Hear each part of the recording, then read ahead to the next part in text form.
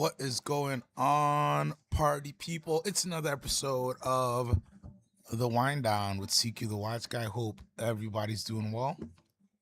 6:21 here on a beautiful Philadelphia afternoon, evening, whatever you want to call it. Just figured I'd come out for a little bit, say hi to the people. If anybody's out there, we got a streak going 3 days, 3 days in a row streaming. Let's get Michael B. Jordan off the screen here.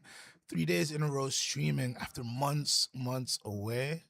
So I think let's go until 7 o'clock. Let's see if I can do a quick little 30-minute, 40-minute stream. In the background, I have Canada versus Qatar on the football pitch. Canada up 1.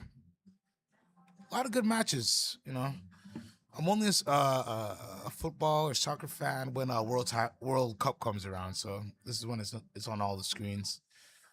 Either way, hope everybody's having an amazing day today. I'm gonna do two things. I'm gonna scroll through the new arrivals in 1916 real quick, and then let's see some new releases. I'll check out Hodinkee and Monochrome, and if anybody pops on, I'll answer any questions.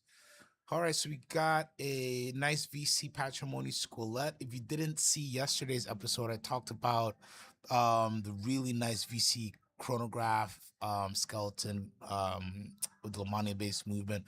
Gorgeous watch. You had it there for 84,950. Somebody already took it down. Didn't last 24 hours on the website. Really amazing watch. What else we got here? Grand Reversal Ultra Thin Tribute to 1931. A classic watch. Can't go wrong. Aquaterra GMT with the laser ablated dial. These are always really good. And I think it's really interesting texture on the dial that you're not going to see from many other brands. I think they're not too crazy of a price point. Oh, my green light for YouTube went off. Am I good? Let me just open something on the side here to make sure we're good. Yeah, we're good. We're fine. All right, let's keep it going. We got a nice Optima Finissimo limited edition with blue accents that I really like. Finissimo to me will go down as one of the iconic watches of the decade. That's for sure. Over the past 2 decades, or 2010s into the 2020s. Great watches. A lot of great variations right now. Feels good on the wrist. A little boxy, so you have to have the right wrist size for it. But if it fits you, it's just a really awesome watch. Let's keep it going. Nice little center seconds. Lightning elements of time edition. These partners have been pretty good. This is an interesting one. How big is this? Royal oak with a beautiful gray petite tapestry dial. 33 millimeters. A little small for me, but you'd be surprised. I've put on a 34 Royal oak and it fit really good. So I wouldn't be surprised if you put on a 33. If you have like smaller than 7.5 inches, closer to under 7-inch wrist, might be wearable, maybe, might be a stretch, but still a cool piece nonetheless. Let's see what else we got. A little Aqua. Now I got a lot of Pateks. 5270p, that green dial, man. I've been looking at this every day. I've been going in the vault, and it's just a really gorgeous looking watch. I've always loved the 5270p perpetual calendar chronograph, but that green ombre, whatever you call it, is just gorgeous. Just a really fun watch. Let me just tilt camera a little bit. There we go. All right, what else do we got? If you want to get something insane, we do have in a 5373p.001 perpetual calendar, split second mono pusher chronograph. A lot of watch there. Let's look at the case back of this thing. Look at that. There's a lot going on. Gorgeous watch. Gorgeous watch. Heavy hitter for sure at 700,000. I would hope it's a heavy hitter. What else we got? We got some Jorn, Resonance 1.1 million. We've already talked about all the craziness. If you want a nice classic Grand Comp, 5204p, I think is a great piece. I love to see these Big Pile Perpetuals. I think these are good values too. 25,950 Big Pile Perpetual calendar. You got to be able to wear the watch. It is a 46 millimeter, so you have to have the right wrist to fit this piece. But I think it's a gorgeous watch. That blue dial against the black. It's a ceramic case, right? Okay, yeah. The blue dial again, that deep blue dial against the black ceramic. This mic. I'm gonna beat this mic up. Black ceramic case with a beautiful deep blue dial. I think it's a gorgeous, gorgeous watch. And you're seeing these perpetuals. Like I've been seeing a lot of IWC perpetuals in a lot of different variations, like mid 20s and under. You know, I'm selling a Portuguese perpetual, like under 19. Really, really good. No box of papers on that one, but even a full set, I think you could get them for really, really good values, especially if you're somebody like me who enjoys a full calendar layout with a full year, something that IWC or a few brands that's given that to you. Then we got a DB27 Titan Hawk. This is a JPS edition, John Player Special. I just love the colors of it. Titan Hawks have really grown to be one of my favorite, not complicated tunes, especially if we take Stradivarius out of it. I really enjoyed these watches, and this with the black zirconium case, and then you have the gold highlights. Just really, really gorgeous looking watch and understated for a tune, which I think is really, really cool. Ooh, what else do we got here before we leave the website? Another cool IWC Perpetual. I think all of these are pieces we've seen before. So let's go and let's just scroll some new watches. This Bovet, somebody showed me this earlier, and I really, really like this watch. The new Bovet Recital 31, a very intuitive perpetual calendar. I love this Bovet because it's very, very legible. Not to say that all Bovets aren't legible, but they do a lot of skeletonized cases, and I've fallen in love with legible, complicated watches. I've been said a lot of complicated watches that aren't super legible, and I think this is a really interesting layout. You got your date on a retrograde in the center, so you got a half moon date. You got a moon face down below that looks really interesting there at 6 o'clock. You got your month at 9. Excuse me, your day at 9, your month at 3, and then at 12, I'm gonna guess that this is your leap year.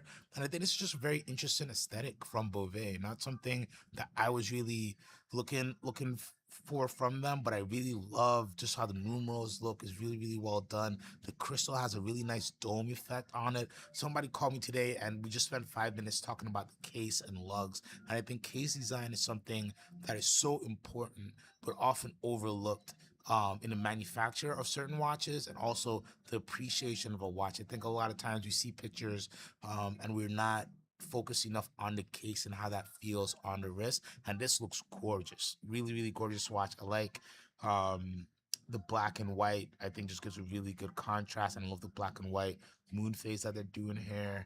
A little bit of guilloche on the center. This is a gorgeous looking watch. This is a really good looking watch. It doesn't look like anything else out there, which I think is very important as well. And on the wrist it looks good. And I like what they're doing with these kind of fabric rubber kind of gummy straps. Really good. So they also did this in a rose gold with a beautiful blue dial. I think this is gorgeous as well. I would go for the black dial just because I think I'd get more daily wear out of it. But this, I would also wear this watch. Really, really cool piece. Very modernized looks, as it's saying there. Price point, you know, a little up there, but I think for what you're getting, just we're talking retail, we're not taking secondary into it. I think it makes sense. 102 for the titanium Swiss franc, 122 Swiss franc for the red gold. For what you're getting, really good movement, really unique perpetual. I think the retail is justified. My only problem with Beauvais is on the secondary market. They do get really, really roughed up. So, take it with a grain of salt. But I think I love the direction that they're going, and I really love the looks of this watch. And they also did, let me see if the minute repeater will pop up real quick.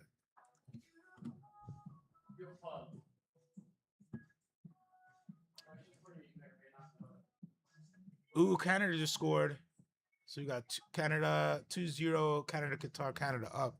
So now we have the recital 30, which is a world timer Again, really good use of the case and something I just like the direction of the aesthetic that they're taking right now. Very, very legible watch, even for a world time where we can understand what's going on.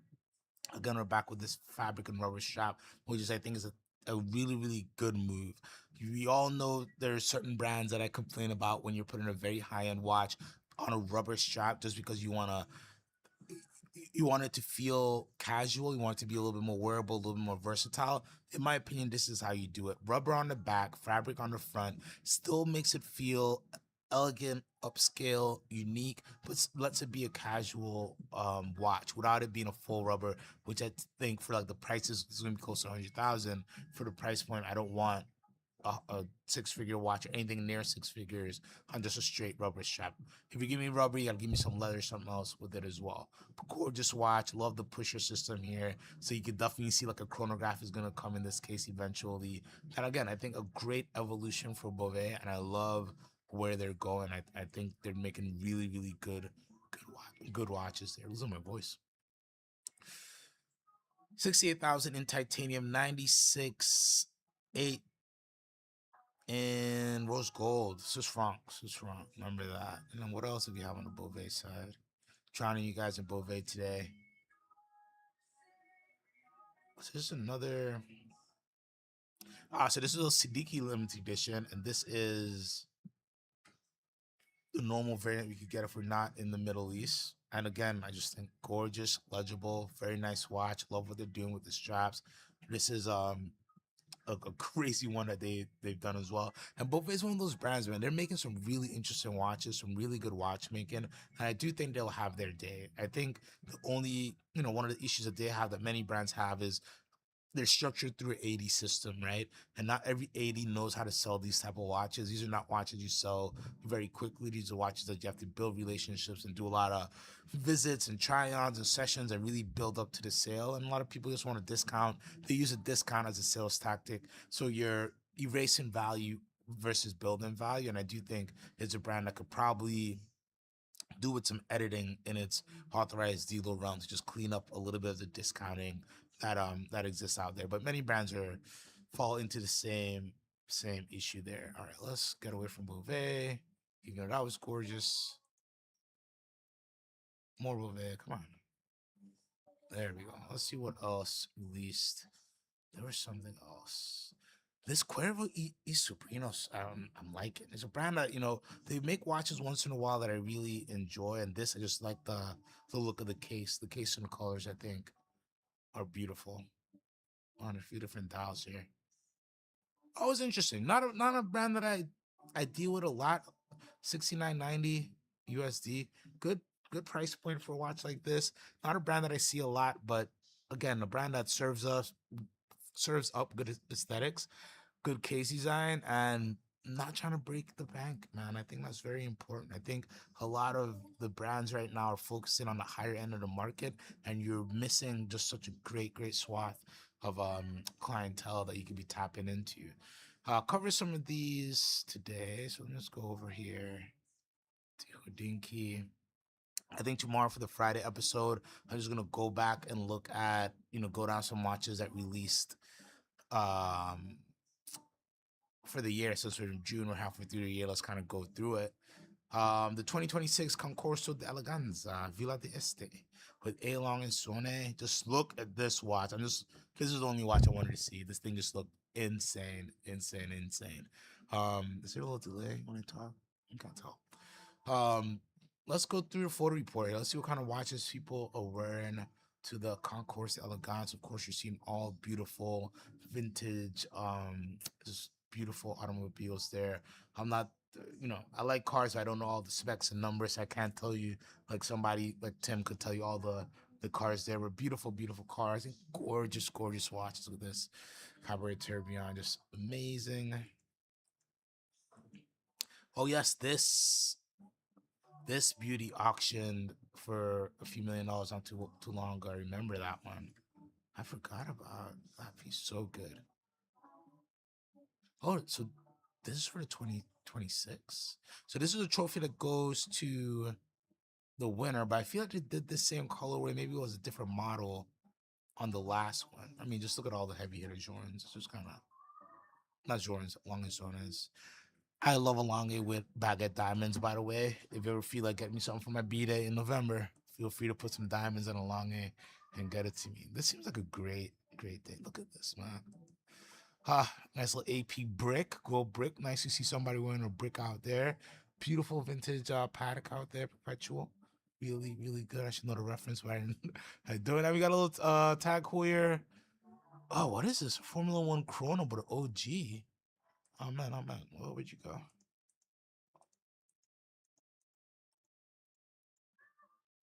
Gorgeous watches there. Really gorgeous cars as well. I need to get a press pass so I go to all these really cool fun events. Nice little white gold meteorite. Oh man, do you want the cars or the watches? I want the watches. Oh, look at this. Sick stuff. All right. Let's see. We got a couple guys in the room. Thank you guys for tuning in. This is just kind of it's kind of been a warm-up week, to be honest with you. Getting back on the grind. We'll be doing this show as daily as I can make it. If the day's winding down, I'm gonna try to go on between 5 and 6 o'clock, and then stay on for at least an hour. And so we're calling the wind down with CQ the Watch Guy. And yeah, I think next week or even tomorrow, I'll make a little graphic, put it on Instagram so you get more people in there, get some lively debates.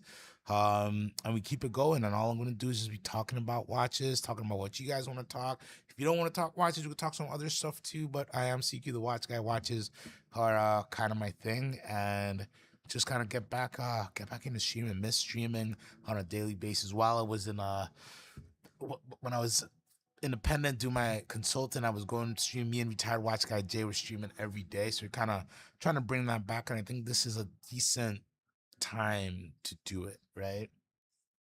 Not only time of the day, but also summertime. Things are kind of getting back settled in here. 1916.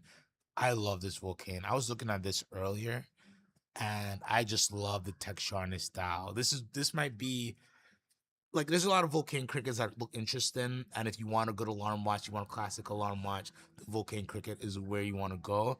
But this to me is a really nice evolution of the cricket, right? And it gives you something much more different than any that I've seen. Maybe there are others that looks like this, but small run, limited edition of 100 pieces. And I just enjoy the look of this watch. I think this is a sexy watch. I like the hands. I like what they're doing in the dial here. I like the colorway, silver, deep blue with the black or gray tip there on the alarm hand. And I just think this is just really cool. Like, this is a really good looking watch. What's the price point on this? Shouldn't be too crazy. 76.70. I don't think that's crazy for this watch.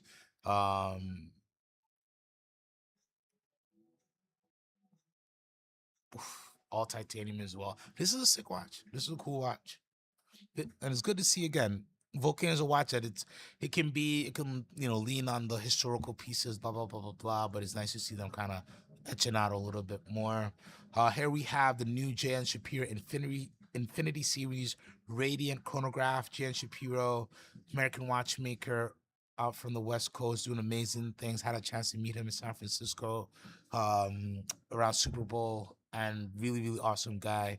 Really great watchmaker, and I love what him and his team are doing. And I think definitely leading the way in higher end American watchmakers. There are a lot of other good American watchmakers out there, RGM and others that are doing really good stuff. Atelier 1776 comes to mind as well. But I think on the higher end side, Jan Shapiro definitely is doing the thing. There is one other account. I'm so excited for his watches to drop. That's a fully American made watchmaker as well, doing like all the movements, everything are sick. But I like the look of this mono pusher. I think the bracelet actually looks really interesting, but I can see you getting it anyway, either way. So one person I did talk to, about these infinity pieces, and it's like you could get the meteorite or you can get the dial and the engraved dial, and that's kind of the engraved dial is kind of the thing with Shapiro, so it's kind of tough to go for this one. Even though you are getting some engraving there, is like you do want that engine turned down. That is something really special about it. But I do think these watches are good looking watches. I love that he's keeping within his aesthetic, but still branching out a little bit, giving you good looking watches, and giving he's also doing a very good job of producing watches and giving you accessible watches. Not everything is gonna be a fully in-house movement, but things are done to spec, and there's a lot of hand working that's going into the dials and hands and those things. So I like that he's producing watches you can get, because he could easily just become a watchmaker where like a Roger Smith-esque type of situation by making under 20 watches a year. You got to get on the list, you got to do the deposit thing, versus what they're doing now is producing some watches, going through just select ads. I feel like he's only working with the collective in the US, maybe one or other partner, and direct sales as well, and letting people actually get the watches, right? Gorgeous watches. Retail on these are, I think, 36, 35.9 with 50% deposit upon order, 12,950 for the optional tantalum bracelet. It was gorgeous, gorgeous. And I think that's a good price for it as well. I forgot to make a little call. All right, guys, I think I'm gonna wind it down a little bit early today. Gotta make some calls. It never ends in the watch business. But thank you guys so much for joining. CQ the Watch Guy here. Remember, if you want to reach me, you can hit me at CQ at the1916company.com. You can shoot me a text at 484-270-1. Shoot, every time I mess it up. 484-270-0164. Or hit me on Instagram, CQ underscore the watch guy. Last watch of the day. Let's check out this Goshoot original Senator chronograph. Really beautiful watch. 12450, big date, power reserve chrono. How big is this? 42 millimeter. I would take this, get it on the brown shop, put a blue shop on it, get a red shop on it, get some type of color shop on it, for the summer, something with suede on it. Just a great watch, full set, in-house movement, just amazing value that the shoot gives you. Really awesome watch. Anyways, that's it from me. Let the mic do his thing. All right, guys, that's it for me today. I want to thank you guys so much for tuning in on a quick show. We will be back tomorrow for the Friday show. Talk about some of my favorite watches of the year. CQ the Watch Guy.